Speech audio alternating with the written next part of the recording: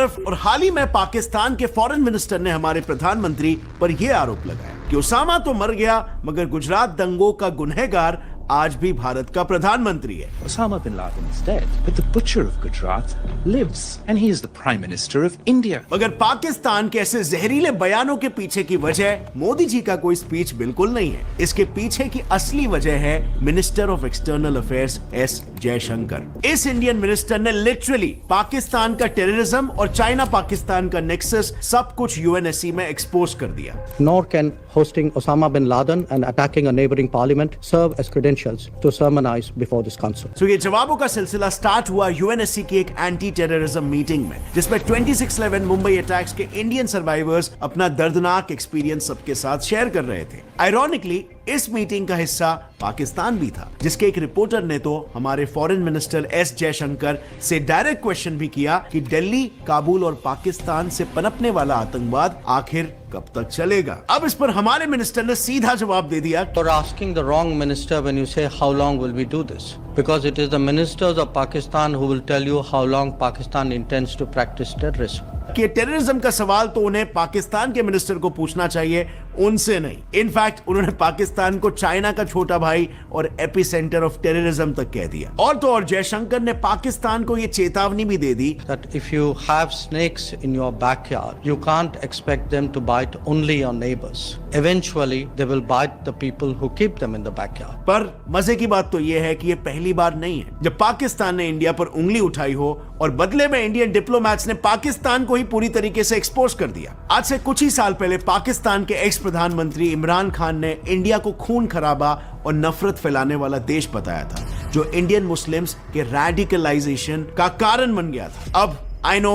आरोप इतना बड़ा था कि इंडियन डिप्लोमैट विदिशा मैत्रा ने पाकिस्तानी सरकार से सीधा पूछ लिया कि क्या वो स्वीकार कर सकते हैं कि उनकी सरकार दुनिया की ऐसी पहली सरकार है जो अल कायदा के आतंकवादियों को पेंशन देती है। यस, इमरान खान ने खुद ओसामा को शहीद का दर्जा दिया है। और इसके अलावा कुछ ऐसे स्लीपर सेल टेररिस्ट भी हैं जिन्होंने खुद ये एक्सेप्ट किया है कि 20,000 30,000 जैसे रकम के लिए वो इंडिया में आतंकवाद फैलाने आएगा, वो भी पाकिस्तानी मिलिट्री के कहने पर। कितने पैसे देते थे उन्हें?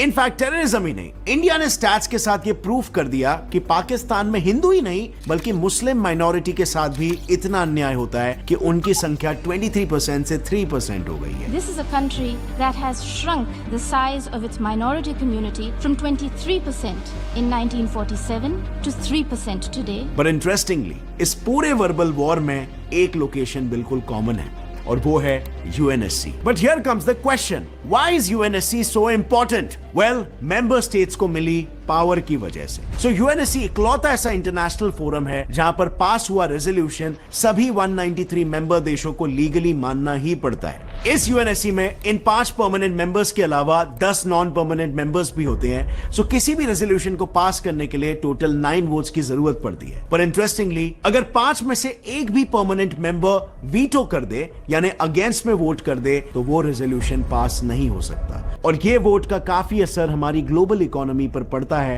As we all know, UNSC responsible है इंटरनेशनल पीस और सिक्योरिटी मेंटेन करने के लिए। एंड शॉकिंगली एक समय पर ये परमानेंट सीट इंडिया को खुद यूएस और रशिया ने सामने से ऑफर किया था। तो फिर आज इंडिया एक परमानेंट मेंबर क्यों नहीं है? वेल, कुछ रिपोर्ट्स के हिसाब से 1950s में जब पंडित नेहरू की बहन विजय लक्ष्मी पंडित यूएन में इंडिया की रिप्रेजेंटेटिव थी, तब यूएस और रशिया ने अलग अलग मौकों पर इंडिया को परमानेंट सीट एक्सेप्ट करने का प्रस्ताव रखा था। और इसी संबंध में दोनों भाई बहन के बीच में लेटर्स भी एक्सचेंज हुए।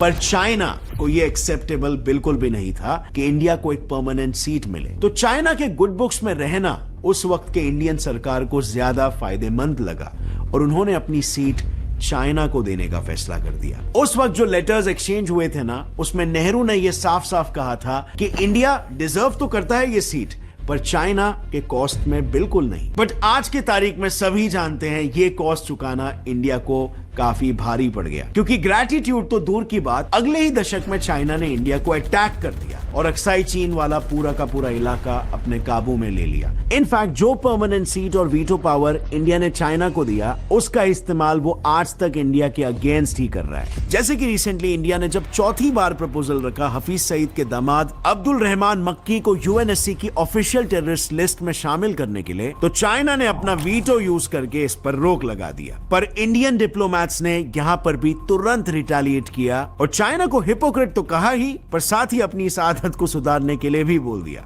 इनफैक्ट जब कभी भी इंडिया को परमानेंट सीट देने पर रेजोल्यूशन उठता है तो 5 में से 4 परमानेंट मेंबर्स तो अपना सपोर्ट दिखा देते हैं, पर चाइना के वीटो की वजह से रेजोल्यूशन हर बार फेल हो जाता है। पर सिर्फ चाइना ही नहीं, बल्कि सभी परमानेंट मेंबर्स अपने फायदे के हिसाब से वर्ल्ड पॉलिटिक्स की रूख बदल देते हैं, सिर्फ और सिर्फ एक वीटो के दम पर। सो 1994 में रुवांडा की गवर्नमेंट अपने माइनॉरिटीज को खत्म करने के लिए जेनोसाइड कर रही थी, जिसमें 8 लाख लोग ऑलरेडी मारे जा चुके थे। पर जितनी भी बार यूएन मेंबर्स इसके अगेंस्ट एक्शन लेने के लिए रेजोल्यूशन पास करने की कोशिश करते, तो फ्रांस और यूएस उसे वीटो कर देता। इनफैक्ट इन दोनों देशों ने इंश्योर किया कि जेनोसाइड इस शब्द का कहीं भी किसी भी रेजोल्यूशन में जिक्र भी ना हो। और ये इसीलिए क्योंकि फ्रांस और रुवांडा की सरकार के बीच गहरी दोस्ती थी, जिसका इस्तेमाल करके फ्रांस बाकी अफ्रीकन देशों में अपना इन्फ्लुएंस बढ़ाना चाहता था। रही बात यूएस की, उसे रुवांडा के ह्यूमैनिटेरियन इंटरवेंशन और एड में पैसे नहीं खर्च करने थे। ऐसे एक और एक सिमिलर एग्जांपल है चाइना का। 2021 में म्यांमार में जो मिलिट्री कू हुआ था, उसको कंडेम करने के लिए यूएन ने एक रेजोल्यूशन पास करना चाहा, पर चाइना ने उसे ब्लॉक कर दिया।